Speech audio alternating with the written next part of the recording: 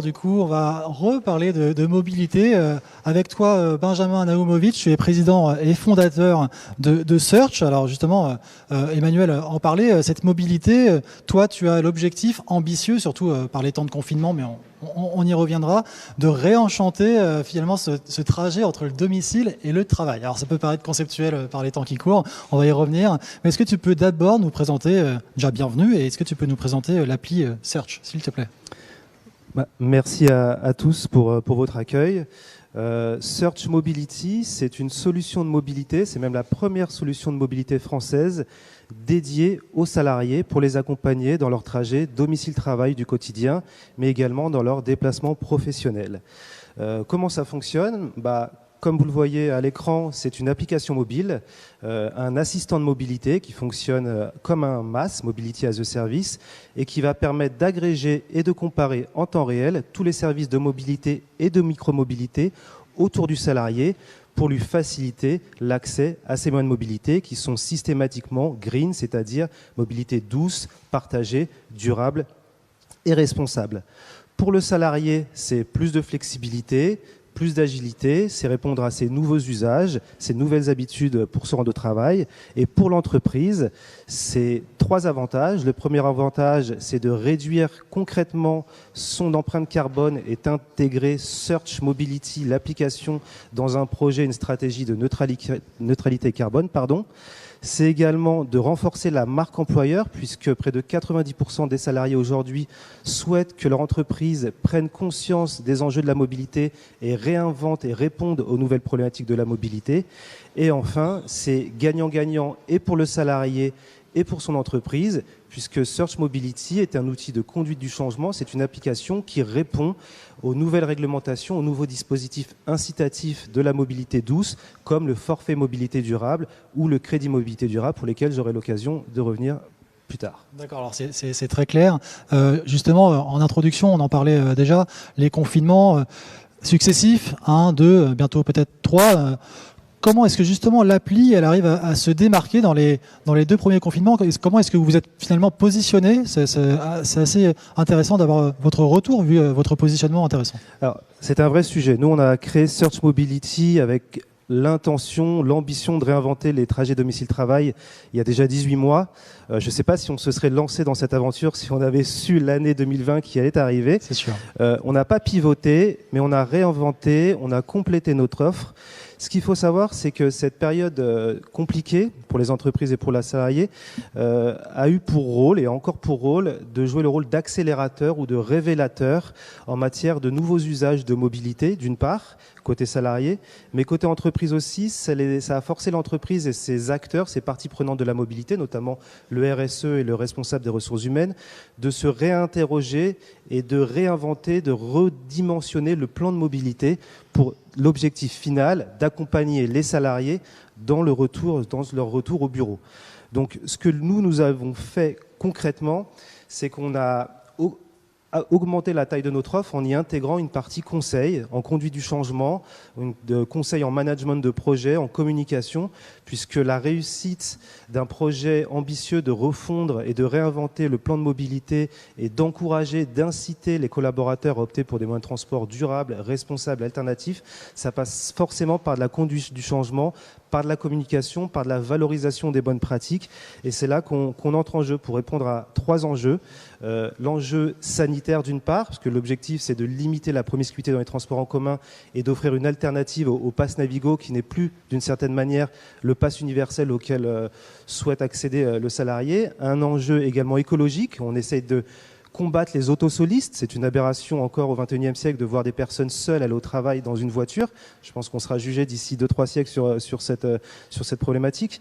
Et enfin, c'est un enjeu plus global de qualité de vie au travail, de marque employeur, d'attractivité autour de la mobilité. Donc notre outil va agréger et comparer tout ce qui est durable et responsable. Donc je vais juste rappeler ce qui est durable et responsable au sens de la loi.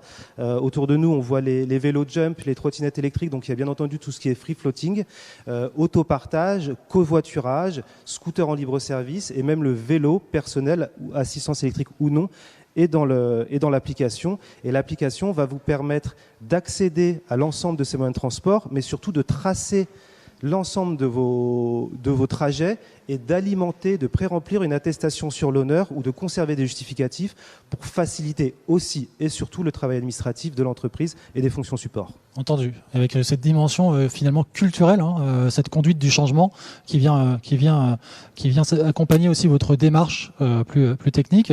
Alors, sortie de confinement, disons-le, et puis projetons-nous sur un télétravail finalement qui va se démocratiser avec peut-être 2 jours par semaine, c'est même le cas en ce moment, c'est en tout cas encouragé. Comment est-ce que justement l'appli Search, elle va se positionner après la fin de la crise du Covid-19 ? Comment vous vous projetez sur les prochains mois, voire l'année ? Dis-nous tout. Alors, c'est un vrai sujet, c'est un vrai enjeu pour nous, autant que pour les salariés et que pour leur employeur. Tout dépend aussi de ce qu'on appelle télétravail. Là, il y a la vision très pessimiste du télétravail, synonyme d'un immobilisme pendant cette période de Covid, puisque les salariés sont invités inviter c'est un mot peut-être un peu trop positif, mais en tout cas sont encouragés à rester à travailler chez eux. Donc on a un immobilisme, donc forcément l'application mobile n'a pas un véritable intérêt dès lors que le salarié ne se rend pas au travail, donc n'utilise pas l'assistant de mobilité. Nous on se projette sur un avenir positif et sur le télétravail de demain. On va passer de 1, 2, voire 3 jours par semaine de télétravail pour les grandes structures et pour les entreprises qui le souhaitent. Là, le télétravail va être synonyme plutôt de flexibilité, d'agilité, de liberté et d'autonomie pour le salarié.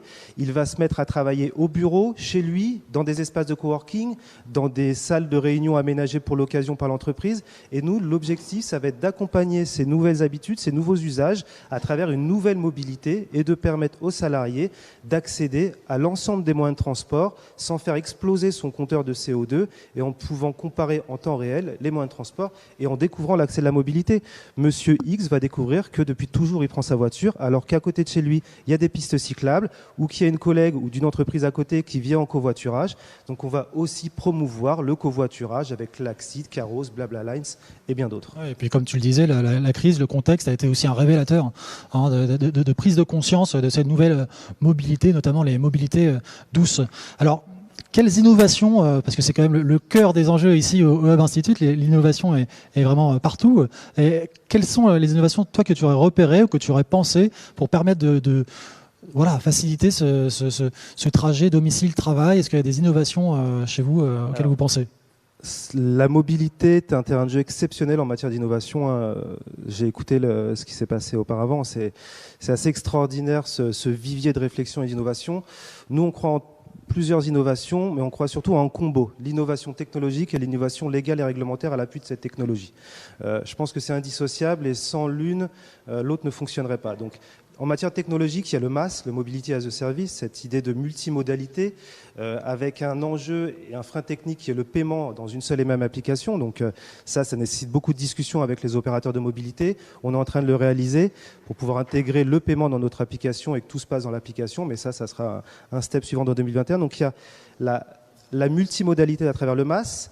Il y a un autre sujet, un module qu'on a intégré nous, auquel on croit beaucoup, il y a le diagnostic de la mobilité, mais un diagnostic non plus statique, mais dynamique, à travers les usages du quotidien, pour appréhender les bonnes pratiques, les valoriser, les encourager, mettre en avant ces bons usages pour pousser l'entreprise vers ces usages positifs. Une sorte de retour sur expérience direct en live. Expérience direct en live, mais dynamique, avec de la data qu'on peut triturer, qu'on peut exploiter, qu'on peut valoriser.